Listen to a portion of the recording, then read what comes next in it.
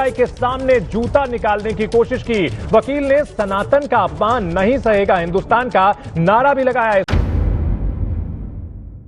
जिस देश के अंदर चीफ जस्टिस ऑफ इंडिया भी सुरक्षित ना हो, जिस देश के अंदर सनातन का नाम लेकर सुप्रीम कोर्ट के भीतर ही चीफ जस्टिस ऑफ इंडिया पर हमले की कोशिश की जाए, उस देश में बड़ी बड़ी डींगे हाँकने वाले नेताओं को भी शर्म आनी चाहिए।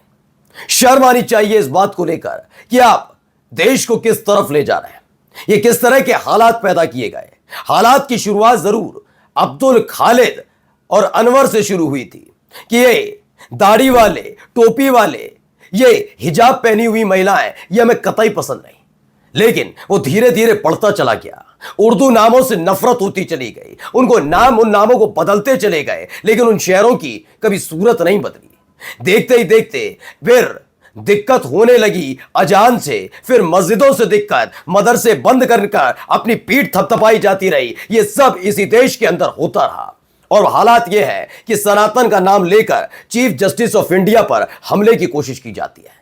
खबर यही नहीं है, आज आपको दिखाऊंगा कि सीजीआई पर हमला करने वाला कौन है, सीजीआई ने इसके बाद क्या कहा, और आज कान और आंख खोलकर देखिएगा इनका असली मकसद क्या है। नमस्कार, मैं हूं प्रज्वल गौतम और आज आपको दिखाने जा रहा हूं कि सीजीआई पर हुए हमला और उस हमले के बाद की कहानी क्या है, उससे पहले की कहानी क्या है, कौन है ये लोग, क्या वाकई जिसने हमला किया वो सनातन प्रेमी है, क्या वो वाकई वो हिंदू धर्म के लिए ये तमाम चीजें करने आया है। नहीं, इसके पीछे की कहानी आज आपको दिखाने जा रहा हूं। सबसे पहले देखिए ये क्या है, सनातन का अपमान नहीं चलेगा, वकील ने सीजीआई पर फेंका जूता। ये वही वकील साहब है, सनातन का अपमान नहीं चलेगा, वकील ने सीजीआई पर जूता दे मारा। चीफ जस्टिस ऑफ इंडिया के बेहद करीब पहुंच गया था। अब जरा अंदाजा लगाइए, ये तो सीजीआई है, कोई ऐसा घटनाक्रम, छोटा मोटा घटनाक्रम हो जाए, वो लंगड़ाता हुआ थाने के बाहर टहलता नजर आता, लेकिन शर्त एक ही है, वो इस्लाम को मानने वाला होना चाहिए, वो मुसलमान होना चाहिए, वो दाढ़ी टोपी वाला होना चाहिए, वो अनवर खालिद होना चाहिए। अब ये कौन है? ये तो नहीं है, तो क्या है ये? राकेश किशोर।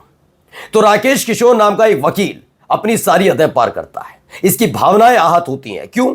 क्योंकि हाल ही में अभी 10 से 15 दिन पहले एक मसला जो मूर्ति से जुड़ा हुआ था, उसको लेकर चीफ जस्टिस ऑफ इंडिया ने एक टिप्पणी कर दी थी। इस टिप्पणी को लेकर इसी मुल्क के अंदर, इसी देश के अंदर कई 5-5 रुपल्ली के दिहाड़ी मजदूर जो अपने आप को राष्ट्रवादी बताते हैं, वो कहने लगे ये गवाही नहीं, ये है, वो है, गालियां दे रहे थे। चीफ जस्टिस ऑफ इंडिया को खुल्लम खुल्ला गालियां दी जा रही थी, गंदगी उगली जा रही थी। और दे कौन रहा था? अनपढ़ों की जमात, जिनकी औकात और हैसियत तक नहीं इस पद तक पहुंचने की, वो चीफ जस्टिस ऑफ इंडिया को गालियां दे रहे थे। लंपट किस्म के, जिनकी दिहाड़ी ही 5 रुपल्ली रोजाना की है, जिनका अता न पता लापता, वो बदतमीजी कर रहे थे। अब यही वकील उसी इशारे पर चल पड़ा, उसी रास्ते पर चल पड़ा। इसने जूता फेंक कर मारने की कोशिश की इस देश के चीफ जस्टिस ऑफ इंडिया को। अब मेरा सवाल इसी से है, राकेश किशोर से। राकेश बाबू, भावनाएं आहत हो गई। किस बात को लेकर भावना आहत हुई? जो चीफ जस्टिस ऑफ इंडिया ने, बीआर गवाई ने एक टिप्पणी कर दी थी वो, या आपके आका के कार्यक्रम में जाने से बीआर गवाई की मां ने मना कर दिया था, जिससे आपकी फजीयत हुई थी, आपके आका की फजीयत हुई थी, वो वजह क्या थी? वरना आपको दिक्कत क्या? या फिर यह भी वजह हो सकती है कि जिस तरह से बुलडोजर को न्याय का प्रतीक बताकर एक एक का घर, मकान, दुकान तोड़ा जा रहा और कानून की धज्जियां उड़ाई जा रही हैं, इसे लेकर चीफ जस्टिस ऑफ इंडिया ने हाल ही में मॉरिशस में एक बयान दे दिया था कि लोकतंत्र है, भारत जैसे लोकतांत्रिक देश में बुलडोजर की जगह नहीं। बताइए किस बात से दिक्कत थी? क्योंकि आप अगर सच्चे सनातन प्रेमी हैं तो आइए मैं आपसे आज पूछना चाहता हूं, क्यों तब आपका खून नहीं खोला था जब 500 साल का हमारा हिंदुओं का सपना पूरा हुआ राम मंदिर बनने का, और उसका अशुभ मुहूर्त में नरेंद्र मोदी साहब अपना और अपनी पार्टी का चेहरा चमकाने के लिए कर रहे थे प्राण प्रतिष्ठा? तब याद नहीं आया था सनातन का अपमान? क्यों तब याद नहीं आया जब शंकराचार्य ने बताया कि हाँ ये अशुभ मुहूर्त है, अब अप्रैल में कीजिए? नहीं माने थे, तब याद आया था सनातन का अपमान? याद आया था जब शंकराचार्य ने ये सब कहा और 5-5 रुपल्ली के लफंगे किस्म के वो ट्विटर हैंडल पर बैठे हुए लोग टूट पड़े थे, गालियां दे रहे थे, धमकी दे रहे थे, और ये सरकार मौम का बुत बनकर बैठी रही, कार्रवाई नहीं की? तब आपको सनातन का अपमान याद आया? नहीं आया। आपको याद आया जब खुद योगी आदित्यनाथ ने हनुमान जी के लिए टिप्पणी की थी, गिरवासी वनवासी तमाम चीजें कर रहे थे, तब याद आया। एनडीए के घटक दल के कई नेता जब भगवान श्री राम को लेकर टिप्पणी कर रहे थे तब आपको सनातन का अपमान नजर आया था? नहीं। दरअसल आपको सनातन की चिंता तब भी नहीं थी और आज भी नहीं है।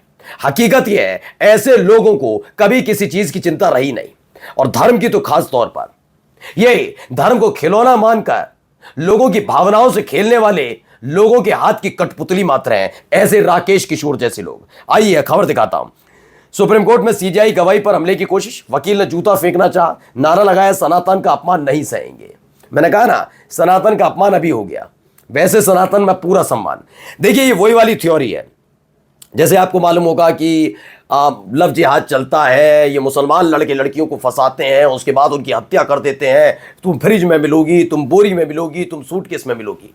लेकिन जब ऐसी ही घटना हिंदू लड़की के साथ एक हिंदू लड़का अंजाम देता है, तब ये छाती पीटो वाली सेना नहीं आती, ये गुट नहीं आता, ये नहीं बताता कि वाकई विभत्स घटना है।